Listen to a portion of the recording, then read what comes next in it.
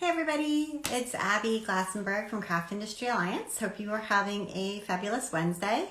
We come here live every Wednesday to do our member spotlight, where we have the opportunity to drop in on one of our members in their studio, learn a little bit about their business, about their creative journey, see some samples of their work. It is so fun and one of my favorite things to do. And today we're going to be talking with Laura Nash. And Laura is a sewing pattern designer.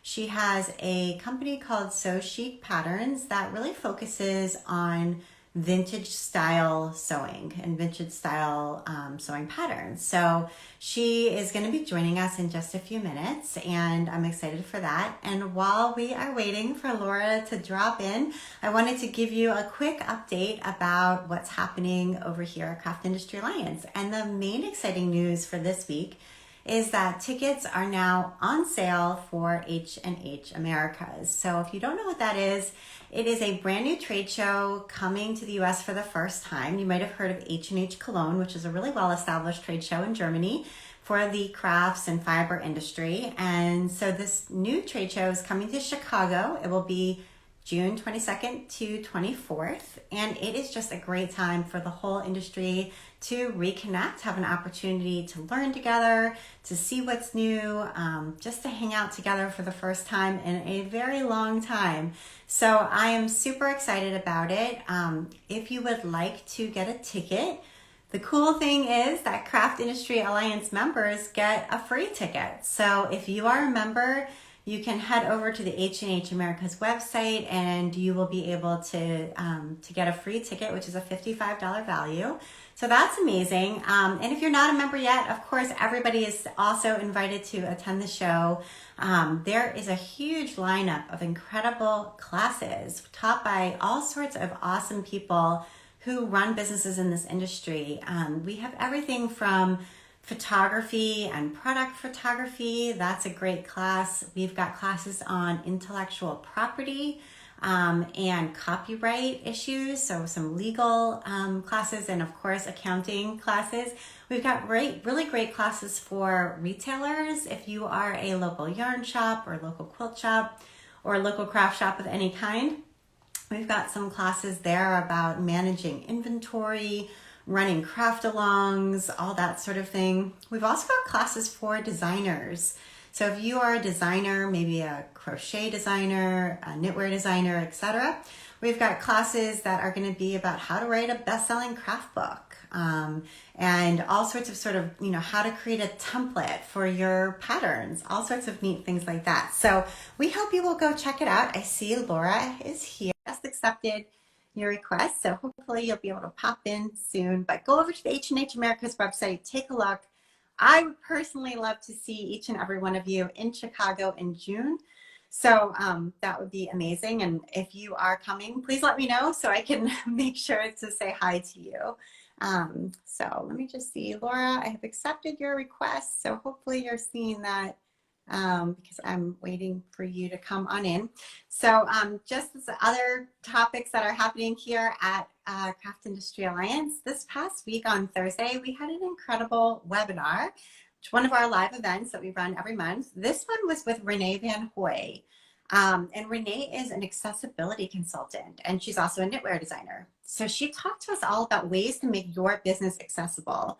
And it was really like very grounding. It was not huge, expensive changes. It was small changes that you can do to really make your business more accessible, whether it is, when you're teaching, creating a separate set of materials that are in larger print, what fonts are best to use, how to display those materials for all different kinds of learners, things that you can do to your website to make your website more accessible. Things that you can do if you are running a video class, so you're teaching online, how to make those videos and live videos more accessible. It was really informative. We got great feedback on it. I took a ton of notes and learned a lot. So if you are a member of Craft Industry Alliance, all of our webinars are recorded. And you can always go back on the website anytime and watch it, or if you have an employee that you know, as part of your company, and it would be great for them to see one of our webinars, they can see it. So That is where you can find that one. Oh no, Laura says she's having trouble joining. So Laura, I want to make sure you are on a phone, not on an iPad. Sometimes that can be a problem, and not on a computer. So you might want to switch. Oh, there you are. There we are. I finally figured it out. Oh, you know what? It's always a little bit sort of like hokey trying to get it all hooked up, but then once it works, it works. So welcome, Laura. Thank you so much for joining us for our member spotlight. Thank you for having me. And Yeah, and I see all your garments behind you. Can you tell us a little bit about your company, kind of what you focus on, what you're excited about? well, my company is So Chic Patterns. Sometimes I use the line So Chic Pattern Co. because that is the official name, is So Chic Pattern Company. But So Chic Patterns is so much quicker to say, right? um, so my company, I've been in business for about 15 years now. This will be 15 long years. So it's been quite a journey for me. My genre is modern vintage. So it's very vintage. It looks very vintage, but it's made for the modern woman. They are original designs. They're not, I'm not taking old patterns and like copying them. There's a lot of people who are doing that. Um, I'm trying to keep my creativity alive, right? By doing my own designs that are kind of in that genre. So it's sort of like if I were a big name designer these days, which, you know, in my world, I tell my grandkids, I am famous in my world, right? And they're like, what? People don't know on the street don't know you, Grandma. It's kind of funny, but what it is I take it as a way of being a 1950s, 1940s, 1930s designer. If I were living in that era, here's what I would design. Right. So, Okay. Yeah, that's a great way to think about it. And so I uh-huh, know you actually studied fashion design in college. So I talk a did. little bit about the journey that brought you to owning this business for 15 years. Well, it was quite a funny way that that came about. Um, because in college they want you to go for the ready to wear. That's what they're training you for, Okay, is right. to be a designer in ready to wear, work in a manufacturing, and you learn how to make samples and how to do tech packs and how Okay. to do all the things that you would do in the industry. And I sort of went down that road for a little while because it seemed like it would be glamorous. I thought, oh, this would be really great. And then I realized how competitive it was, how cutthroat it was. And I attended my first fashion week in Portland. They used to do Portland, Oregon. I live in Oregon. They used to do, well, they probably still do Fashion Week for the designers in that area. It's really actually quite a big fashion area Sure. for like active wear, right? Like because Nike and Columbia Yeah, that's right. Sportswear, and we have a lot of that, outdoorsy stuff. And so I attended Fashion Week there, and I hated every minute of it. I did not Oh I know I didn't enjoy the experience at all. So I said to myself, okay, that's it. I'm going to do a 180 no. and Right. I'm going to do sewing patterns because that was the world I knew, right? I grew up sewing patterns with, working with sewing patterns, and I felt like the industry would be a lot kinder to me, I guess, more along the lines of the kind of businesswoman I am. I'm not the cutthroat type. So I didn't And think, has that proven to be true? I mean, I find it to be a really warm and welcoming niche that we're in, but I wondered whether you found it, did it pan out the way you were hoping? well, it is a lot better. Yeah. Yeah. There's a little bit of that still that goes on. Uh, maybe that's with the old crew because I'm not really integrated with these really new designers that are coming out with you know but with the old crew who are now retiring, uh they because I started 15 years ago, right, Right. when the old crew was still like, you know, really big, and a lot of them are still in business, and some of them have retired, but there's a little bit of competition that goes on. But I feel like there's enough room for everybody. Oh That, yeah. you know, we just need to welcome each other and be kind to each other and help each other out, because it's already hard enough. Absolutely. Yeah. That's what I definitely believe that to be true. And have you worked at all with some of like the big four pattern companies along your journey, like McCall's, Simplicity, that sort of thing? Yeah, as a matter of fact, I did. For about 5 years, I worked with Simplicity, and I was a Simplicity designer. Luckily, I pulled out my catalogs because I'm really proud of them. Oh, good. So Yeah. I only have 6 designs with them. I turned out to be kind of their fall winter designer, because I love to do fancy clothes, right? I sort of like the formality of clothes. I don't waste my time on t-shirts and jeans. I can buy those things. They're cheap. I can't make them for the same price. And I don't have a problem with fit so much like other people do. I mean, I do, but I can always find a way around it. So, you know, I turned out to be kind of their fall winter designer. Those were when my patterns would be released. And so anyway, this dress here I call the tailor dress. I did a kind of a questionnaire kind of on Facebook and said, we need a name for these, you know, what shall we call it? So this was my tailor dress, and it's still selling at Simplicity. Nice. And then this is the London coat dress, which has an interesting story all on its own. But yeah, I did work for them for quite a while. The company has sold twice in the time that I was with them, and this last sale to the UK was like, why am I holding on to this relationship? Because it's not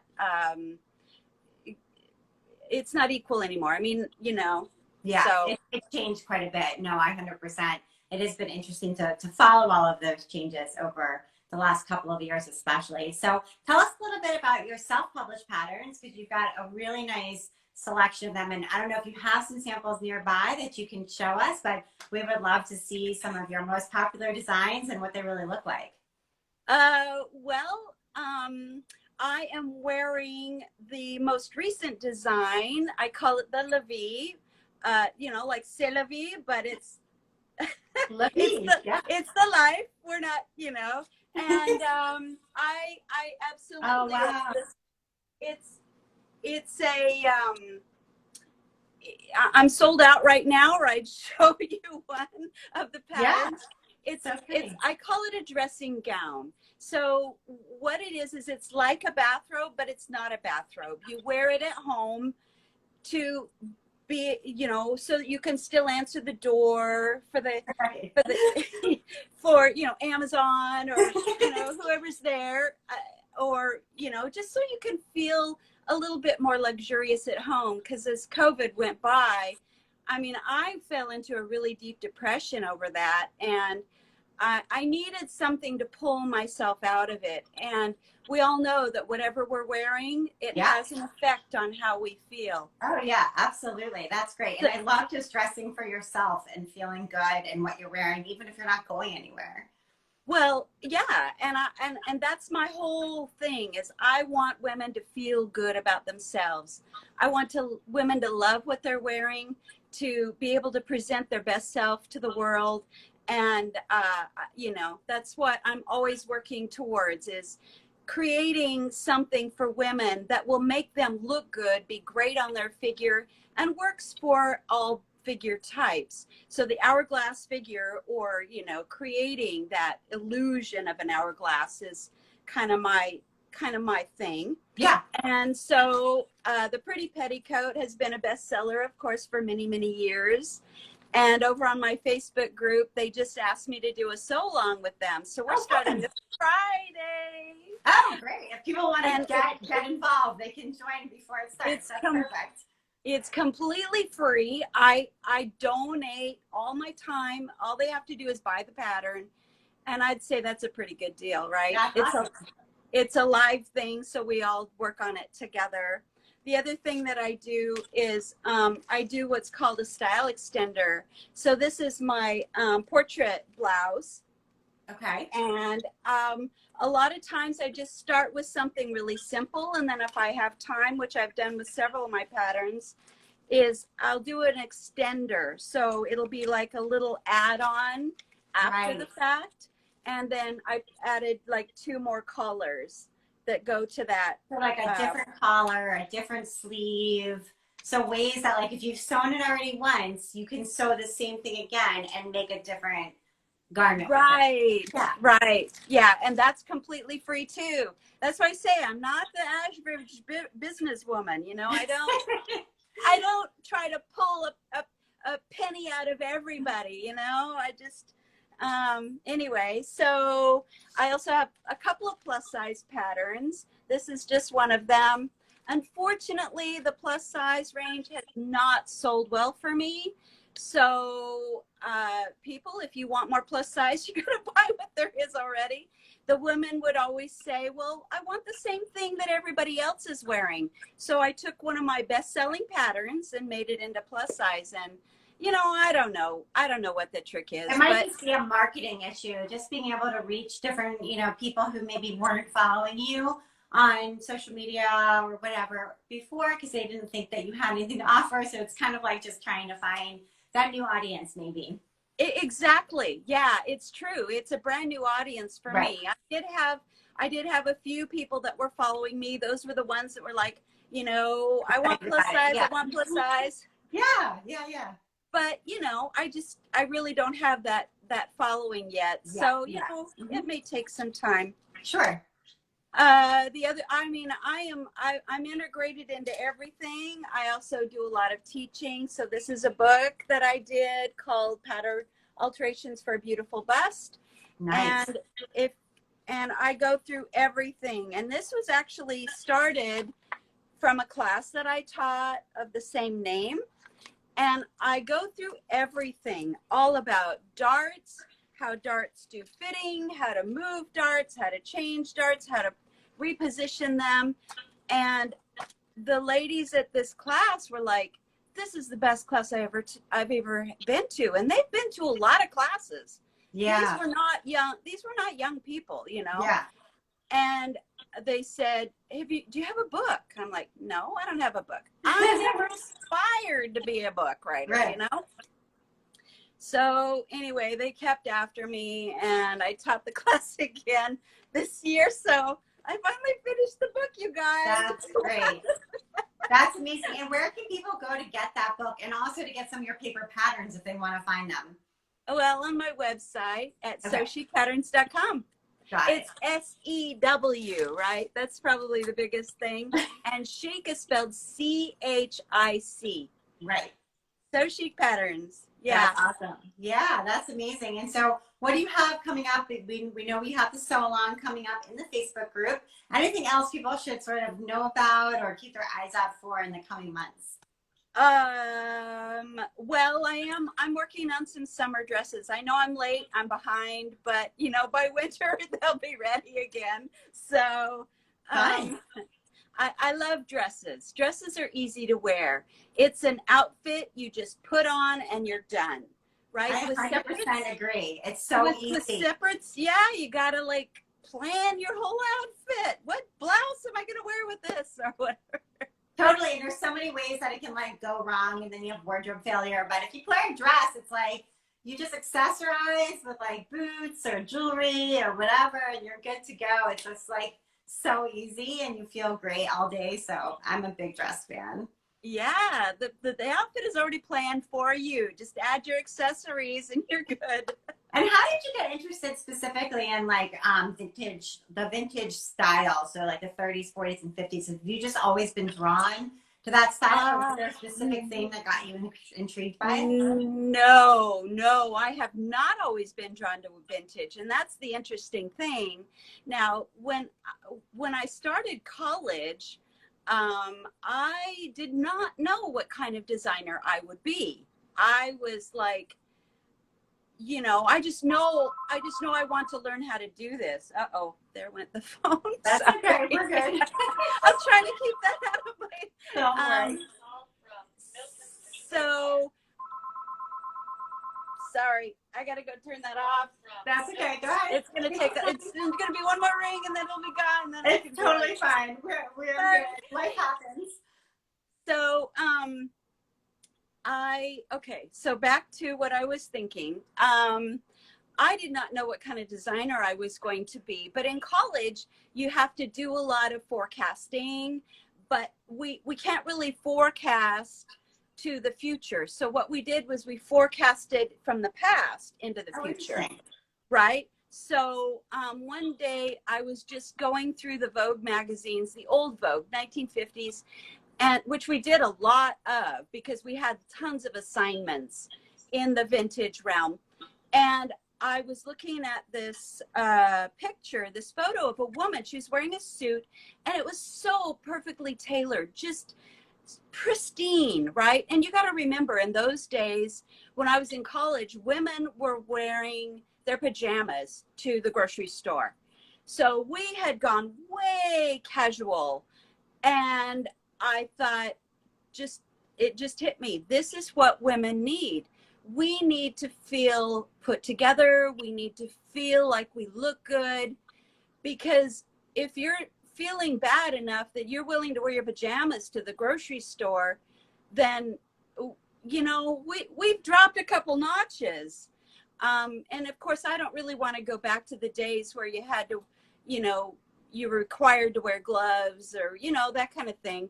But I feel like we can modernize it. We can make it modern enough for the woman to wear today without all of the requirements of the past, right?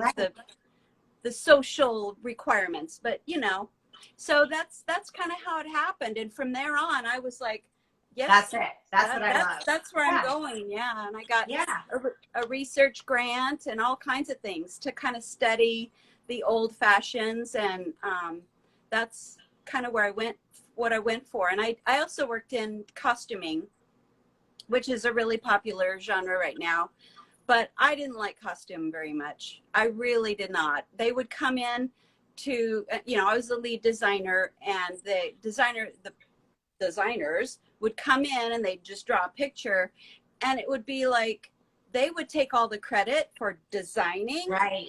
But they really didn't know what they were doing. They didn't even know where a scene was supposed to go. So, I mean, I was just like, nah, this is not for me. Inventing things for show. I enjoy shows. I just don't want to invent for them. Yeah, I mean, it sounds like, in your case, you had to try out a bunch of different avenues until you found the one that worked. And although our avenues might be different, I do think that that's a story that rings true for a lot of people, of being like, I'm creative and I know how to do this and I'm passionate about it. How do I do this in a way that's going to really work for me and create a long-term sustainable business that I'm passionate about? And so you found one, luckily, so that's great. And so we should all head over to So Chic Patterns, check it out, see what's coming up with the sew along, join the Facebook group, and check out your book as well. Thank you. Yes, it was great chatting with you. Good to meet you. Thank you so much to everybody who came to our Member Spotlight, and we'll see you next week. Bye, Laura. Take care. Bye, everybody.